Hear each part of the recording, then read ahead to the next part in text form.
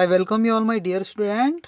My English book class 8 जो Maharashtra board की book है उसका पेज नंबर 25 में आपको ये चीज़ दी हुई है जो स्क्रीन पे दिख पा रही, ठीक है। हम यहाँ पर देखने वाले वर्ड प्ले, मतलब शब्दों का खेल देखने वाले है ना। वर्ड के साथ कुछ खेल करना है, हमें प्ले करना है। और इस प्ले को बोलते हैं एनाग्राम। किस टाइप से चीज़ है एनाग्राम वो हम अच्छे से देख लेते हैं ना। An anagram is a play, एक टाइप का एक खेल है ऑन वर्ड्स, है ना, शब्दों का खेल है। Created by rearranging the letters of the original words to make a new word और फ्रेज। देखो इसका मीनिंग समझ लो। आपको कोई वर्ड दिया है, उसमें जितने भी लेटर यूज हुए हैं ना, उन्हीं लेटर का यूज करके उनको रीअरेंज करना है, फिर से लिखना है, उसका सीक्वेंस चेंज कर देना है ना। कुछ लेटर्स का सीक्वेंस आपको चेंज कर देना, लेकिन लेटर वही यूज करना है। और इससे क्या हो जाएगा, नया वर्ड बन जाएगा। जैसे मैंने यहाँ लिख दिया नेट, लिखा क्या क्या लेटर इसमें, एन ई और टी, ठीक है। इसको मैं ऐसा भी तो लिख सकता हूँ ना, सीक्वेंस चेंज कर देता हूँ, इनका क्रम चेंज कर देता हूँ, शब्द वर्ड लेटर का जो सीक्वेंस है इस वर्ड में वो चेंज कर देता हूँ। टी को पहले लिख देता हूँ, ई को बाद में लिख देता हूँ, फिर एन को। तो देखो 3 ही वर्ड यूज़ किया, लेकिन उसको लिखा मैंने अलग सीक्वेंस में। तो देखो 10 बन गया। देखो एक नया वर्ड बन गया, इसका भी कुछ मीनिंग होता है, सही है। नेट यानी जाल और 10 यानी बात। आपको पता है 9 के बाद जो 10 आता है, नंबर 10, ठीक है। तो यही होता है एनाग्राम, सही है। नेट का एनाग्राम क्या है, 10, समझ गए, ठीक है। जैसे यहाँ पर टेस्टी का एनाग्राम क्या है, स्टेट। देखो एस, देखो स्टेट का एनाग्राम STATE। स्टेट के जो लेटर्स है इनको अलग सीक्वेंस में मैं लिख देता हूँ। पहले टी को लिखता हूँ टी, फिर इस ए को लिख देता हूँ ए, फिर यहाँ एस है एस, फिर ये वाला जो टी है वो लिख देता हूँ TASTE। क्या बन गया ये, टेस्ट, TASTE, टेस्ट। टेस्ट यानी स्वाद, स्टेट यानी तो राज्य होता है, राज्य, और ये स्वाद। तो देखो यही है, इसका ये क्या बन गया, ये एनाग्राम बन गया, सही है। एनाग्राम समझ में आ गया ना, बस यही है और कुछ नहीं। तो क्या दिया हुआ है, स्टेट का टेस्ट बन गया, डस्टी से स्टडी बन गया। देखो डस्टी के वर्ड्स को फिर से जमा के लिखो, एस को पहले फिर टी को बाद में, तो देखो स्टडी बन गया। सेव से वेस्ट बन गया, सेव यानी बचाना, सेव करना किसी चीज़ को, है ना। वेस्ट का मतलब होता है गुलदस्ता जिसमें हम रखते हैं, उसको बोलते हैं वेस्ट, है ना, गुलजार जिसके अंदर फ्लावर वगैरह रखते हैं। थिंग को चेंज किया तो नाइट बन गया, थिंग और नाइट। देखो NIGHT ऐसा लिख दिया हमने थिंग के वर्ड्स को यूज करके। तो ये थोड़ा मजेदार होता है एनाग्राम, ठीक है। तो ग्रुप एक्टिविटी करनी है आपको। ग्रुप एक्टिविटी क्या, आपको कुछ नहीं करना है, आपको डिवाइड कर देना अपनी क्लास को इन फोर ग्रुप्स। 4 ग्रुप बना लेना अपने क्लास के। The first group find out arrange anagram of 3 letter. एक ग्रुप दे देना है, उसको ऐसा बोलना है कि 3 लेटर से बनने वाले जो एनाग्राम है ना, वो आपको फाइंड करना है। जैसे कि 3 लेटर से क्या बनता है, नेट, जिसका 10 होता है ना, इस टाइप से और भी है। और जो सेकंड ग्रुप है उसको क्या बोलना है कि आप फाइंड आउट करो, आप पता लगाओ कि 4 लेटर जो होते हैं, ऐसे वर्ड जिसमें 4 लेटर आते हैं, इनका कुछ एनाग्राम बना हुआ है ना, ठीक है। और फिर क्या है, द थर्ड ग्रुप, जो the third and fourth group find out 4 and 5th letter respectively. जो फोर्थ ग्रुप है उसको 4 लेटर्स का एनाग्राम निकालने बोलना है। 5th वाले ग्रुप को 5 लेटर से मिलने वाले एनाग्राम निकालने बोलना है, ठीक है। ऐसा करना है और उन्हें कुछ टाइम दे देना है ना। इन द गिवन टाइम, दिए गए समय में आपको ये काम करना है। द ग्रुप, एक निश्चित समय दिया जाएगा, है ना। और the group which collects maximum anagram, और ऐसा ग्रुप, 5 ग्रुप में से जो ऐसा ग्रुप है जो बहुत ज़्यादा एनाग्राम बना पा रहा है दिए गए टाइम में, इन द गिवन टाइम, है ना, विल बी द विनर। उस ग्रुप को हम विनर बना देंगे। ऐसा कुछ खेल करना है आपको, है ना। ये आपकी इंडिविजुअल एक्टिविटी, पर्सनली करना है आपको सॉल्व। मेक एनाग्राम, एनाग्राम बनाने आपको ऑफ द फॉलोइंग वर्ड्स। जो फॉलोइंग वर्ड है नीचे दिए हुए, इसके क्या बनाना है आपको, एनाग्राम बनाने, ठीक है। रिमेंबर, लेकिन याद क्या रखना है कि an anagram contains exactly the same letter. Anagram का मतलब क्या होता है, वही लेटर को यूज करते हैं, नो मोर नो लेस। उससे ना कम लेटर यूज करना है ना ज़्यादा। यहाँ 3 लेटर है तो 3 ही लेटर होंगे इसके एनाग्राम में भी, समझ गए, और वही लेटर यूज होंगे। Only in a different order, उसका ऑर्डर जो होता है, सीक्वेंस होता है, बस वो चेंज कर सकते हो, बस लेटर चेंज नहीं कर देना। उतना ही लेटर रखना है। 2 बार टी आया तो 2 ही बार टी लिखना है। उसका प्लेस चेंज कर सकते हो, सीक्वेंस चेंज कर सकते हो, ठीक है ना। तब जो वर्ड बनता है उसका एनाग्राम होता है। तो चलो इसके जितने भी एनाग्राम है वो सब मैंने बना के रखे हुए हैं आपके लोग के लिए, पूरा रेडी, बिल्कुल अच्छी तरीके से। तो मैं सीधे आपको वहीं पर लेकर के चलता हूँ। चलो इसका आप स्क्रीनशॉट ले लीजिए, ठीक है। मैंने अच्छे से लिख दिया, सिर्फ स्क्रीनशॉट ले लीजिए। देखो 10 का हो गया net, diary, DAIRY, dairy. Dairy का मतलब जहाँ दूध प्रोडक्ट, मिल्क प्रोडक्ट मिलते हैं उसको बोलते हैं डेयरी, ठीक है। तो डेयरी में कुछ नहीं करना है, ए और आई के बदले आई और ए कर देना, सीक्वेंस ए और आई का चेंज कर देना है, तो ये बन जाएगा डायरी, जो डायरी जिसमें आप लिखते हैं चीज़, है ना। ये हो जाता है ग्लीन, इसका हो जाएगा एंगल। आप बोलेगे सर ग्लीन का मतलब क्या होता है ना। ग्लीन का मीनिंग आपको मैं अभी बता देता हूँ स्टूडेंट, ग्लीन का मतलब क्या होता है। इसका मतलब होता है सिलेक्ट करना चीज़ों को, है ना, चुनना, पिक आउट करना, पिक करना, है ना, या सिलेक्ट करना, ठीक है, ग्लीन का मतलब। तो उसी के वर्ड्स को मैंने चेंज कर दिया सीक्वेंस को, तो एंगल बन गया, ठीक है। फॉर्मर मतलब होता है बाद वाला, है ना, फॉर्मर, है ना, बाद वाली चीज़, है ना, तो उसका बन गया रिफॉर्म, फिर से बनाना, रिफॉर्म करना चीज़ों का, है ना। ऑक्शन का मतलब होता है नीलाम करना, किसी चीज़ को क्या करना, नीलाम करना, बोली लगाना उसकी, तो उसी को चेंज कर दिया तो एजुकेशन बन गया, ठीक है। लिसन यानी सुनना, तो साइलेंट, बिल्कुल है ना, साइलेंट बन गया उसका। एलर्जी, आपको एलर्जी होती है ना किसी चीज़ के, नुकसान कर देती है चीज़ से एलर्जी, तो उसका गैलरी बन गया, गैलरी, आपके मोबाइल में गैलरी होती है फ़ोटोज़ वगैरह की, है ना। फ्यूनरल मतलब होता है अंतिम संस्कार, जो करते हैं उसको फ्यूनरल बोलते हैं ना। आप किसी के फ्यूनरल में जाते हैं ना अंतिम संस्कार में, तो उसका होता है फ्लैन्योर। फ्लैन्योर का मतलब होता है लेजी मैन, आलसी इंसान को बोलते हैं ना। टीचर से बन गया हेक्टेयर। हेक्टेयर क्या यूनिट है, एरिया मेजर करते हैं ना, इसकी इतनी हेक्टेयर ज़मीन है, ऐसा ऐसा बोलते हैं ना, हेक्टेयर।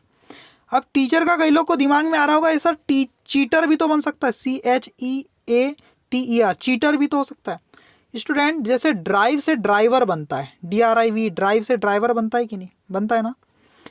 वैसे ही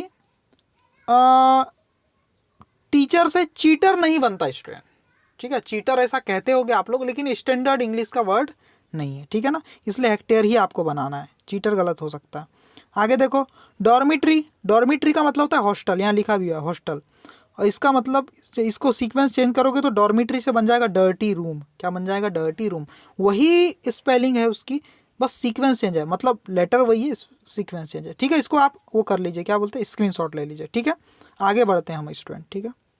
इन वर्ड्स को देख लिया स्टूडेंट हमने। मदर टंग और अदर टंग ये क्या चीज़ है, इसको अच्छे से देख लेते हैं ना, क्या कुछ है, कंफ्यूजिंग हो सकता है पर ये आपको इजी लगेगा, ठीक है। देखो क्या है, क्या बोला है, there are some words in English, ये वर्ड्स है, इंग्लिश के वर्ड है ना, यहाँ भी सारे इंग्लिश के ही वर्ड है, ये भी इंग्लिश के ही, ये भी इंग्लिश के ही है, समझो बात को, है ना। सारी चीज़ इंग्लिश में ली, जो भी स्पेलिंग फॉर्म में सब इंग्लिश में, ठीक है। मराठी में होती तो मराठी लैंग्वेज यूज़ होती, हिंदी में होती तो हिंदी में लिखा रहता कुछ, बस अदर्स जो भी है, ठीक है। हाँ, तो बात को समझो। विच sound like words in your mother tongue, और ये जो कुछ वर्ड है यहाँ पर दिए हुए हैं, ये आपकी मदर टंग, मतलब आप हिंदी भी बोल सकते हो, मैं हिंदी भी बोलते हो या इंग्लिश भी बोलते होगे, है ना। तो उस मदर टंग के वर्ड से रिलेटेड है, अभी बताता हूँ मतलब, है ना। But if you consider the meaning and use, you realise that they are different word all together. लेकिन जब आप इसका मीनिंग देखेंगे तो आपको पता चलेगा डिफरेंट है। देखो समझो, बात को समझो। यहाँ जो वर्ड लिखे हैं स्टूडेंट, आपको करना क्या है, इसका साउंड देखना है, साउंड। ये जो साउंड है, ये साउंड अगर मैं किसी इंग्लिश बोलने वाले इंसान के सामने निकालता हूँ, ये साउंड रोज़, क्या बोलते हैं इसको, रोज़ बोलते हैं, क्या पढ़ते हैं, ROSE को रोज़ पढ़ते हैं ना। ये किसी अंग्रेज के सामने मैं रोज़ बोलूँगा, क्या बोलूँगा, रोज़, तो रोज़ का मतलब क्या समझेगा, रोज़ का मतलब तो फ्लावर समझेगा, गुलाब का फूल समझेगा, समझेगा ना। लेकिन किसी मराठी बोलने वाले इंसान के सामने मैं बोलूँगा रोज़, आई रोज़, इसका मतलब क्या होता है, रोज़ मतलब डेली, हर दिन, है ना। हम ही रोज़ स्कूल जाते हैं, ऐसा कुछ बोलते हैं कि नहीं, है ना। तो रोज़ का मतलब यहाँ पर क्या निकल जाएगा, डेली, ठीक है। लेकिन किसी हिंदी बोलने वाले इंसान के पास सामने आप बोलोगे तो क्या बोलेगा, रोज़, रोज़ मतलब एवरीडे, हर दिन, हाँ ये मतलब है। तो डेली और एवरीडे लगभग सेम ही चीज़ है, ठीक है ना। वैसे ही सन, SUN, सन को भी सन ही पढ़ते हैं, SON को भी सन ही पढ़ते हैं। आप ये सन वर्ड किसी इंग्लिश बोलने वाले इंसान के सामने बोलेगे तो सन का मतलब तो समझेगा एक स्टार, SUN सन का मतलब तो स्टार समझेगा, SON सन का मतलब वो क्या समझ सकता है, एक बच्चा, मेल, है ना, लड़का, है ना, सन यानी पुत्र, ठीक है, मेल हेयर, ठीक है। वैसे ही मराठी बोलने वाले के इंसान में सन का मतलब क्या होता है, सन मतलब फेस्टिवल, त्योहार, है ना, सन का मतलब। और हिंदी बोलने वाले का मतलब बोलते ईस्वी सन बोलते हैं ना, सन का मतलब होता है वर्ष, हिंदी बोलने वाले व्यक्ति के सामने क्या होता है, वर्ष, ठीक है। वैसे ही पीस, PEA, देखो PIECE, पीस बोलो, जिसका मतलब क्या होता है, टुकड़ा, और PEAC, पीस का मतलब क्या होता है, शांति, है ना। तो वैसे ये शब्द आप इंग्लिश बोलने वाले के सामने बोलोगे तो पीस के दो मीनिंग निकालेगा, पीस मतलब टुकड़ा, अबिट, या फिर शांति, काल्म मतलब शांत, है ना। लेकिन मराठी के वाले के सामने आप पीस बोलोगे तो पीस का मतलब वो निकालेगा पंख, फीदर, है ना। और हिंदी बोलने के वाले में पीस का मतलब पीसना, किसी चीज़ को ग्राइंड करना बोलेगा वो, ग्राइंड, ठीक है, बोलते हैं ना इसको पीस, ऐसा कर दे, तो हिंदी बोलने वाले को पीस का मतलब है पीसना, किसी चीज़ को ग्राइंड करना, ठीक है ना। तो वही है, साउंड सेम है लेकिन अलग अलग लैंग्वेज बोलने वाले इंसान के लिए इसके मीनिंग क्या है, अलग अलग है, एक ही साउंड के, समझ गए। तो यहाँ साउंड मायने रख रहा है स्टूडेंट, ठीक है। आगे देखते हैं क्या कुछ है। अब यहाँ काम लिखा हुआ है, CALM, काल्म नहीं पढ़ते, काम पढ़ते हैं, ये L साइलेंट होता है स्टूडेंट, ठीक है, CAM, काम। इंग्लिश बोलने वाले के लिए काम बोलोगे आप, अंग्रेज के सामने बोलेगा पीसफुल, शांत, काम का मतलब क्या, शांत, बिल्कुल। मराठी वाले में काम मतलब अरे बड़ा काम है आज करना है मुझे, वर्क। हिंदी वाले के लिए भी वर्क, समझ गए। तो जिस पैटर्न में ये चीज़ लिखी उसी पैटर्न में नीचे की एक्सरसाइज सॉल्व करनी है आपको, समझ गए, समझ गए ना। देखो क्या है, पहला साउंड क्या है, बोट। ये बोट साउंड इंग्लिश वाले के सामने बोलोगे तो क्या समझेगा बोट का मतलब, वही लिखना है आपको, वो समझेगा a small ship, a small ship मतलब कि नाव, वो समझेगा कि नहीं अंग्रेज, अ स्मॉल शिप लिख लेना आप यहाँ ब्लैंक स्पेस में। और मराठी वाले में बोट, बोट का मतलब क्या होता है, फिंगर, सही बात है, बोट, बोट का मतलब क्या होता है, फिंगर होता है कि नहीं मराठी में। वैसे ही daughter in law, daughter in law मतलब होता है अपने बच्चे की, जैसे मेरा कोई बेटा है मान लो, मेरे बेटे की जो पत्नी रहेगी वो मेरी डॉटर इन लॉ होगी, सही है, समझ गए। तो डॉटर इन लॉ मराठी में मतलब है डॉटर इन लॉ, तो मराठी में ऐसा कौन सा शब्द है यहाँ मैं लिखूँ जिसका मतलब मराठी में निकलता है डॉटर इन लॉ, किसको बोलते हैं, सून। क्या होता है सून का मतलब, क्या होता है डॉटर इन लॉ, क्या होता है सून। तो सून वर्ड इंग्लिश में कैसा लिखूंगा, SOON, ठीक है। इससे मैंने पता लगा लिया कि सून मतलब मराठी वाले के लिए डॉटर इन लॉ का मतलब क्या है, सून, सून का मतलब ही तो डॉटर इन लॉ है। सून वर्ड बोलूंगा मराठी वाले के सामने तो समझ जाएगा डॉटर इन लॉ है, बहू है। लेकिन इंग्लिश में सून का मतलब क्या होता है, वेरी अर्ली। क्या होता है स्टूडेंट, वेरी अर्ली। तो यहाँ आप लिखेंगे इंग्लिश में वेरी अर्ली, EARLY, यहाँ लिखो बीच वाले में वेरी अर्ली, और यहाँ लिखोगे SOON, सून, लिख लोगे ना, ठीक है। अब पहला दूसरा हो गया, तीसरा देखो ROPE, रोप। रोप का मतलब तो इंग्लिश वाला कोई समझेगा, इंग्लिश में इसका मीनिंग क्या निकलेगा, रस्सी, अ स्ट्रॉन्ग कॉर्ड, कॉर्ड का मतलब भी रस्सी होता है, ठीक है ना। लेकिन मराठी में रोप का मतलब क्या होता है, अ प्लांट। क्या होता है स्टूडेंट, अ प्लांट, क्या, रोप का मतलब क्या होता है, प्लांट, समझ गया। वैसे ही लेक का इंग्लिश में मीनिंग होता है पोंड, लेकिन मराठी बोलने वाले इंसान के सामने आप लेक, लेक एक्चुअली ये लेक नहीं है, लेक है, लेक मतलब पौंड होता है, तालाब। और मराठी में इसका मीनिंग क्या होता है, लेक का, लेक का मतलब होता है डॉटर। क्या होता है स्टूडेंट, डॉटर, DAUGHTER, समझ गए, लिखना इंग्लिश में ही है, ठीक है ना। Name, a name of person, place और थिंग, वही नेम हम बोलते हैं, नेम यानी नाम। और यहाँ पर नेम का मतलब होता है निशाना, मतलब एम। मराठी में इसका मतलब क्या होता है, एम, समझ गए, निशाना। वैसे ही मोर मतलब ज़्यादा, मच, अधिक, है ना। और मोर का मतलब यहाँ पर क्या है, मराठी में पीकॉक, मराठी या हिंदी में पीकॉक होता है, PEACOCK, समझ गए, पीकॉक। वैसे ही केस का मतलब होता है शूट, है ना, SUIT, शूट, जो भी आप उसका सूट है वो। और इसका मतलब क्या होता है, केस, केस यानी बाल, केस यानी बाल, मराठी में क्या है ये, बाल मतलब हेयर है। लिखना इंग्लिश में ही आपको ब्लैंक स्पेस में ना, यहाँ बाल नहीं लिख देना, ठीक है, समझ गया। अब यहाँ रीडल है, रीडल मतलब कुछ पहेली है, देखो क्या है। What comes down but never goes up, ऐसी कौन सी चीज़ है जो हमेशा नीचे आती ऊपर नहीं जाती, क्या है। आंसर में लिखना रेन, आंसर ऐसा कर देना, और इसका मतलब क्या होता है, रेन, RAIN, रेन, ठीक है ना। ये कभी ऊपर नहीं जाती, नीचे होती बारिश। मैं सीधे आंसर बोल रहा हूँ।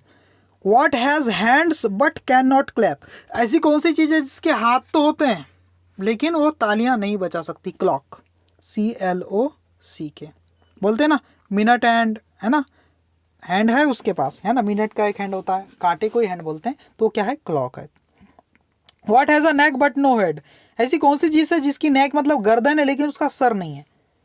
मैं आपको बता देता हूँ, बॉटल है, बॉटल, जो पानी की बॉटल होती है ना, उसके ढक्कन ऐसा घूमता है कि नहीं, तो वो क्या है, उसकी गर्दन है, लेकिन उसके ऊपर कोई इसका सर्वर होता नहीं है, ठीक है ना। What can you see in a calendar as well as eat it up, calendar में ऐसी कौन सी चीज़ आप देख सकते हैं जिसे आप खा भी सकते हैं, क्या है वो, सीधी सी बात है, डेट्स। क्या है, डेट्स, डेट आप देखते हो, डेट्स कुछ होता है खाने की वो चीज़ होती है, डेट्स, वो भी खाते हैं, ठीक है ना। What belongs to you but is used more by others. ऐसी कौन सी चीज़ है जो आपकी है लेकिन आपसे ज़्यादा दूसरे लोग यूज़ करते हैं? क्या है वो? आपका नाम। आपका नाम आप तो कभी लेते नहीं, दूसरे ही लोग लेते हैं ना, है ना। तो यहाँ पर आएगा योर नेम स्टूडेंट। ठीक है, तो जितना ही मैं आपको बताया सब आप यहाँ पर फिल कर लीजिएगा। तो ये रिडल यहीं ख़त्म हो जाती है। अगला जो पेज नंबर उसमें लाइव इंग्लिश वाला कुछ है, ट्रैफिक रूल के बारे में कुछ बताया, वो मैं अगले लेक्चर में करा दूंगा। Thank you very much. अगर पसंद आ रहा है वीडियो तो ज़रूर मुझे कमेंट करके बताइए। Thank you very much student.